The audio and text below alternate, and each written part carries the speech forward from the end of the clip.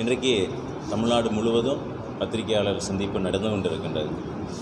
எங்களுடைய அரசாங்கத்தினுடைய தேர்தல் அறிக்கை விவாதத்துக்கு இருக்கக்கூடிய ஒரு அற்புதமான அறிக்கையை பாராட்டப்படக்கூடிய பொதுமக்கள் பாராட்டக்கூடியது, விவசாய பெருங்குடிய மக்கள் அவர்கள் பாராட்டக்கூடிய ஒரு தேர்தல் அறிக்கையாகும். அதேபோல் சிறு குறு நடுத்தர தொழில்கள் செய்யக்கூடிய லட்சக்கணக்கான நபர்கள் பாராட்டுகின்ற விதத்தில் பாரதிய ஜனதா கட்சியினுடைய தேர்தல் அந்த அறிக்கை இருந்து கொண்டிருக்கின்றது. எங்களுடைய முதல் வெற்றி தற்பொழுது கிடைத்திருக்கின்றது. சூரத் பாராளுமன்றத்தில் எங்களுடைய முதல் வெற்றி அதை பதிவு செய்யப்பட்டிருக்கின்றது. எதிரிலே இருக்கக்கூடிய போட்டியிட்ட நபர்களெல்லாம் அவர்களுடைய நாமினேஷனை திரும்ப பெற்றிருக்கின்றார்கள்.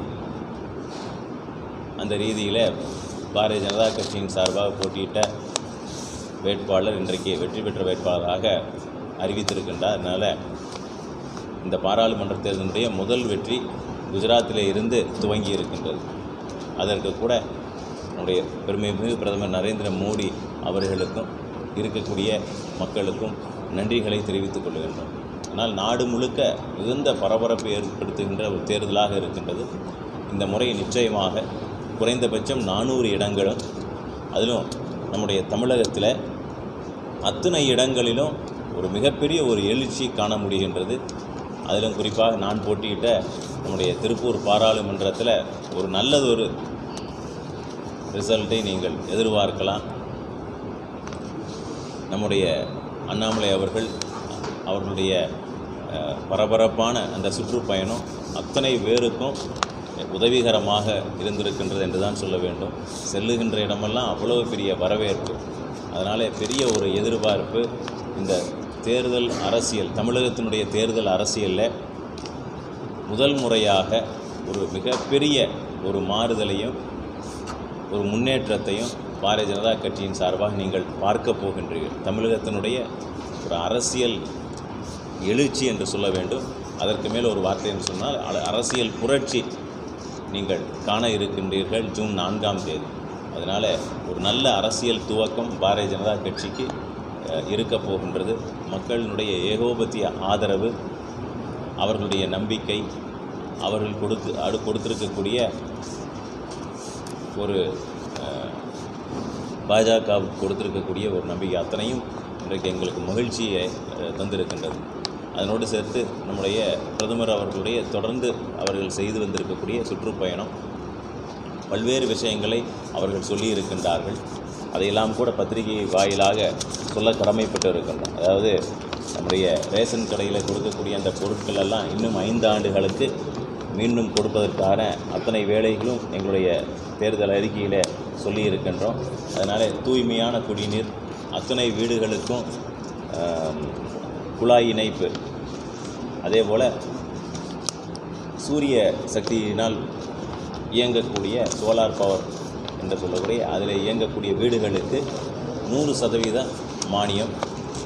அதேபோல் மகளிருக்கு, குறிப்பாக மகளிர் பெயரில் அது இருந்தால் அவர்களுக்கு 100% மானியம் என்று கூட அதில் சொல்லியிருக்கின்றார்கள்.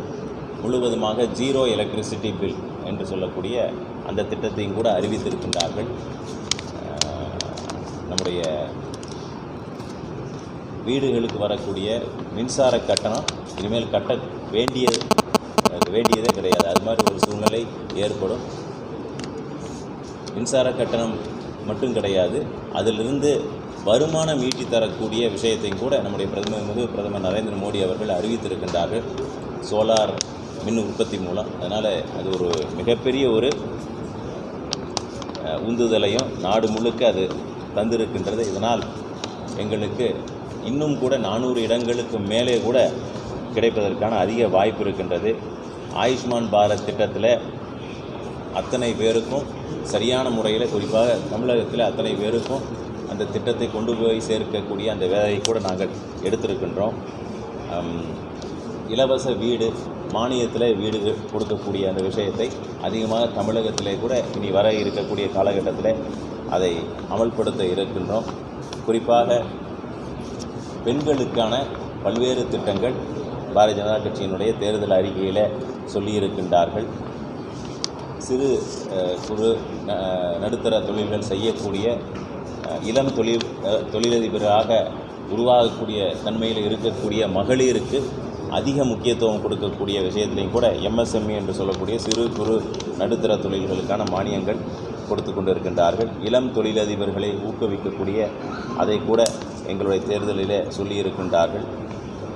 அதில் சீனியர் சிட்டிசன்ஸ் என்று சொல்லக்கூடிய வயதானவர்களுக்கு இந்த ஆயுஷ்மான் பாரத் திட்டத்தின் கீழே முழுவதுமாக அவர்களை பாதுகாத்து கொள்ளக்கூடிய அந்த விஷயத்தை கூட இதில் நாம் கொண்டு வந்திருக்கின்றோம். விவசாய பெருங்குடி மக்களுக்கு ஏற்கனவே 6000 ரூபாய் நிதி அதோடு சேர்த்து சிறுதானியங்கள் பயிரிடக்கூடிய நம்முடைய விவசாயிகளுக்கு அவர்களுக்கும் கூட மானியம் கொடுக்கக்கூடிய அந்த விதத்தில் நம்முடைய தேர்தல் அறிக்கையில் குறிப்பிட்டு இருக்கின்றோம். அதுபோல் அனைவருடன் சேர்ந்து அனைவருக்குமான வளர்ச்சி என்று பல்வேறு விஷயத்தை முன்வைத்து இந்த தேர்தல் அறிக்கையை கொடுத்து நாங்கள் சந்தித்து கொண்டிருக்கின்றோம். நல்ல விதத்தில் ஒரு மாறுதல் கொடுக்கக்கூடிய ஒரு தேர்தலாக நிச்சயமாக இருக்கும். எதிர்க்கட்சியை பொறுத்த வரைக்கும் செய்வது அறியாது நிலை குலைந்து நின்று கொண்டிருக்கின்றார்கள், அப்படி தான் சொல்லணும். நம்ம பார்க்கின்றோம் அவர்களுடைய பரப்புரைக்கும் நம்முடைய பிரதமர் அவர்கள் மேற்கொண்டு இருக்கக்கூடிய பரப்புரைக்கும் எத்தனையோ வித்தியாசங்கள் இருக்கின்றது.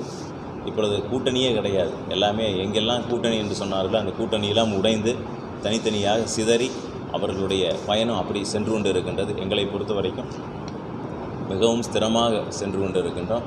நிச்சயமாக 400 என்பது அடிப்படை எண்ணிக்கை என்று வைத்துக்கொள்ளலாம்.